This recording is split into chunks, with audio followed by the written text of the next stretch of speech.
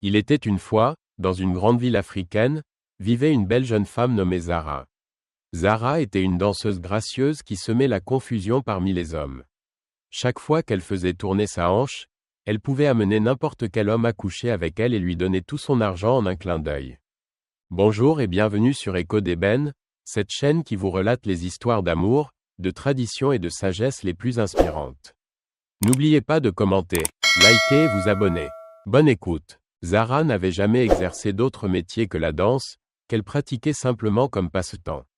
Mais ce qui est étonnant, c'est qu'elle possédait de grandes maisons en ville, des voitures de luxe, et de nombreuses propriétés, toutes payées par différents hommes. Vous savez, Zara avait un sombre secret. Elle appartenait à un groupe occulte entièrement féminin appelé les femmes Colo-Colo. En fait, Zara était leur agent envoyé dans le monde pour détruire les hommes. Elle portait constamment une perle spéciale à la hanche, renforcée et donnée par les sœurs noires pour l'aider dans sa mission maléfique. Son travail consistait à coucher avec des hommes riches et à s'emparer de leur richesse et de leur gloire. Une fois que Zara et les sœurs en avaient fini avec de tels hommes, ceux-ci finissaient généralement dans la rue comme des fous, et leurs familles se retrouvaient sans abri. Après avoir tout donné à Zara, elle dansait de manière séduisante lors des événements et des fêtes réunissant les hommes riches et puissants de la société. Au début, elle faisait cela juste pour attirer l'attention de ces hommes très riches une fois. Elle attira l'attention d'un homme riche et coucha avec lui tout en portant sa perle maléfique à la hanche. Il n'y avait rien au monde qu'un homme aussi malchanceux ne donnerait à Zara. Certains hommes allaient même jusqu'à contracter d'énormes emprunts rien que pour satisfaire la demande de Zara. Les femmes Colo-Colo étaient si fières de la performance de Zara. Elles détestaient tellement les hommes qu'elles étaient très impressionnées par la façon dont Zara exécutait son programme un jour. Zara assista à une grande fête et rencontra un homme très riche nommé Demba. Dès l'instant où elle posa les yeux sur Demba, elle sut qu'elle avait trouvé son homme cible pour la nuit. Alors que Zara dansait gracieusement à la fête, Demba avait hâte de l'inviter. Plus tard, après la fin de la fête, Demba s'approcha de Zara et l'emmena dans une chambre d'hôtel de luxe pour passer un bon moment ensemble. Zara ne négociait jamais les prix avec ses clients parce qu'elle savait qu'une fois qu'elle couchait avec un homme tout en portant ses perles maléfiques, tout l'argent et les propriétés de cet homme deviendraient automatiquement les siennes. Demba était un homme très riche, mais il n'avait pas toujours été riche. Il était marié à une femme travailleuse et diligente, nommée Amina, et leur mariage était béni avec 3 adorables enfants. Amina avait épousé Demba alors qu'il n'avait rien, juste un pauvre jeune homme du village. Mais elle l'aimait et était prête à lutter à ses côtés et à le soutenir dans les moments difficiles. Vous voyez, Amina était une chrétienne dévouée, une véritable guerrière de prière. En plus, elle priait constamment Dieu de changer les choses et d'apporter des bénédictions à sa famille. En ces temps difficiles, Amina faisait toutes sortes de travaux subalternes pour subvenir aux besoins de sa famille. Elle travaillait dur sur les chantiers de construction, juste pour que sa famille et son mari puissent avoir à manger. Un jour, alors qu'elle travaillait sur le chantier de construction, Amina entendit le propriétaire du projet, un ingénieur nommé Karim, parler de la nécessité de quelqu'un de fiable pour l'aider à gérer ses autres activités d'importation et de vente de voitures. Amina vit cela comme une énorme opportunité et n'eut pas peur de parler avec audace à l'ingénieur Karim. Grâce aux bonnes compétences commerciales de son mari, Amina crut qu'il excellerait dans ce travail, et l'ingénieur Karim donna donc un emploi à Demba pour gérer son entreprise automobile. Il ne fallut pas longtemps pour que les choses s'améliorent pour la famille d'Amina. Ils purent emménager dans une grande maison, inscrire leurs enfants dans de bonnes écoles, en fait. Amina n'avait plus besoin de continuer à occuper des emplois subalternes, car les revenus de Demba pouvaient désormais subvenir pleinement aux besoins de la famille. Dieu avait enfin répondu aux prières persistantes d'Amina. Elle ne savait pas que d'autres défis l'attendaient. Demba lança sa propre entreprise de vente de voitures en plein essor et devint rapidement l'un des hommes les plus riches de la ville. Mais il ne fallut pas longtemps pour que sa nouvelle richesse et son influence lui montent à la tête et le changent. Demba commença à boire beaucoup, à courir après les femmes de toutes sortes. Il rentrait tard le soir après les fêtes, et si Amina osait l'interroger sur son comportement, il la battait sévèrement. Ce n'était définitivement pas l'homme qu'elle avait épousé, mais Amina n'abandonna pas. Elle continua à prier Dieu avec ferveur pour qu'il change les mauvaises voies de son mari. Mais Demba ne changea pas. Il poursuivit son mode de vie promiscuité jusqu'à la nuit où il rencontra fidèlement Zara lors de cette fête. Cette nuit-là, Demba ne rentra pas chez lui. Amina dormait déjà, mais quelque chose la réveilla, se sentant troublée dans son esprit concernant l'endroit où se trouvait son mari.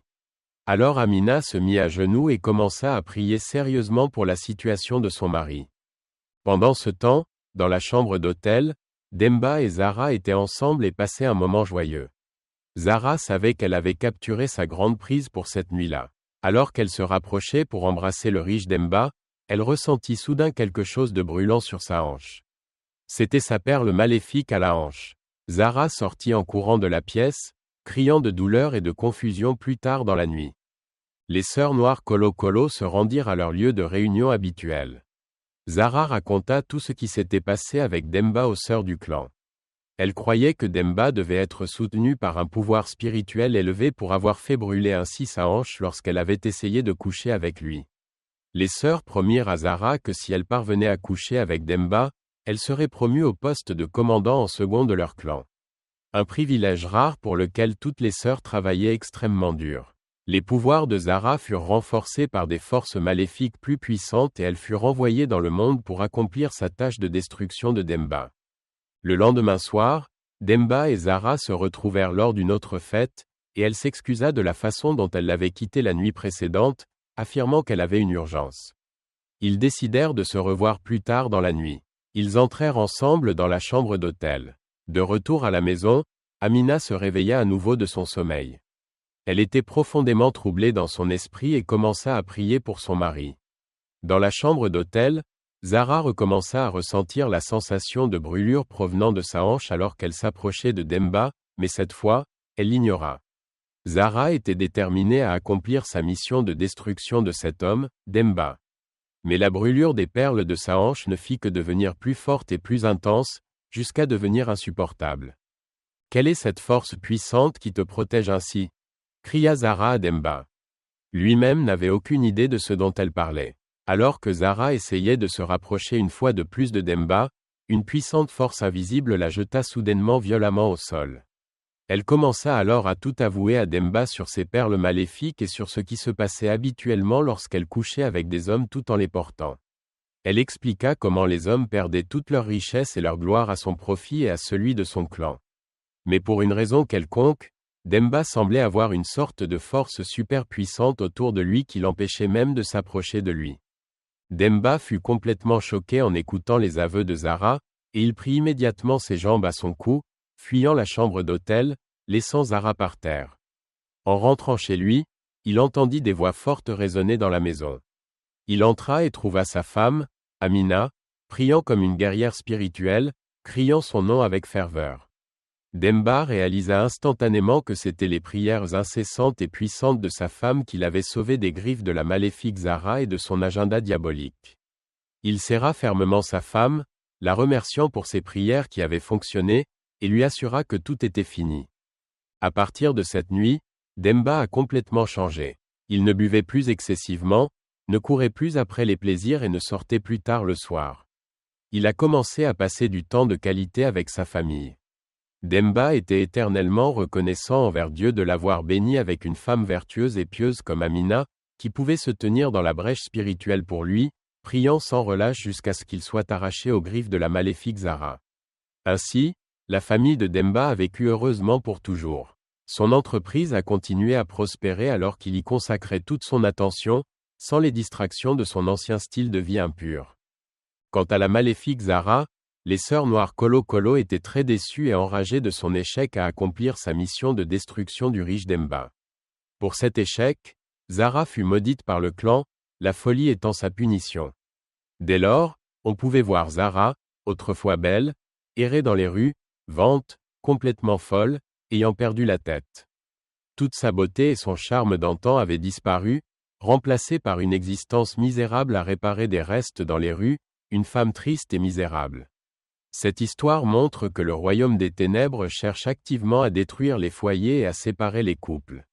C'est pourquoi nous devrions toujours mettre nos partenaires en prière contre ces forces diaboliques. Sachez qu'aucune force ne peut défier la puissance de notre Seigneur Jésus, qui seul peut vous délivrer dans ce monde. Courez vers lui tant qu'il est encore proche.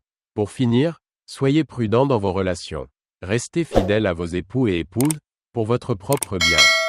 Si cette vidéo vous a plu, aidez-nous à atteindre le plus de personnes possible. Aimez la vidéo et laissez un mot dans les commentaires. N'oubliez pas de vous abonner. À bientôt pour une autre histoire inspirante.